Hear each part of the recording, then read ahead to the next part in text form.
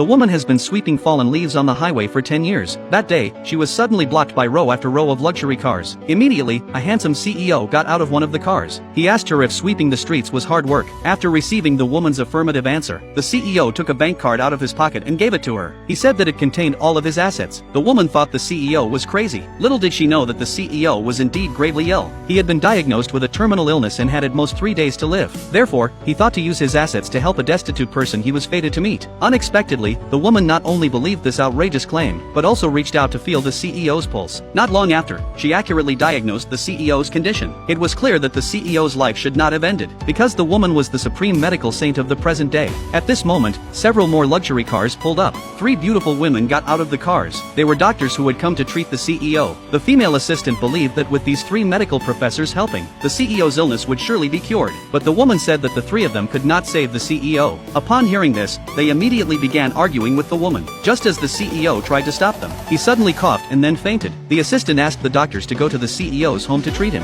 Originally, the woman did not want to get involved, but thinking that the CEO seemed like a good person, she followed along. It turned out that the CEO's mother had already publicly announced that whoever could save the CEO's life would become the CEO's wife. That was why the 3 of them had come to treat the CEO. The youngest sister stepped forward first to take the CEO's pulse. After a moment, she retreated helplessly. Then the second sister took hold of the CEO's pulse. And likewise, after a moment, she also stood up, because they simply could not diagnose what complicated disease the CEO was suffering from. Finally, the eldest sister smugly waved for them to step aside. Then she personally stepped forward to take the CEO's pulse. To the disappointment of the CEO's mother, after the eldest sister's examination, she still could not find any cause for the illness. Now 3 world-class medical professors were at a loss. The CEO's mother instantly felt despair. She could not help but shed tearful sorrow. The woman originally wanted to take action but was stopped. When they learned that the woman was just a cleaner, the CEO's mother refused to let the woman diagnose or treat the CEO. The woman, unwilling to argue, prepared to leave. But the female assistant suddenly called out to her. Then she bowed sincerely and begged the woman for help. The woman admired the assistant's loyalty. She no longer minded their rudeness. She walked forward and took out a silver needle. Seeing the woman poised to insert the needle into the CEO's head, the other doctors looked on with disdain. After a moment, the woman removed the silver needles from the CEO and stood up. The CEO awoke and coughed up a mouthful of blood, which instantly shocked everyone. Unexpectedly, the CEO then collapsed again. Everyone immediately accused the woman of killing the CEO. The woman said that she had already cured the CEO's illness. If they did not believe her, they could feel the CEO's pulse. When they placed their hands on the CEO's pulse, they were astonished to discover that his body had indeed healed. It was then that everyone realized something was wrong, because it was simply impossible for a cleaner to accomplish such a feat. However, the woman still did not reveal her true identity. She only stated that she was a cleaner.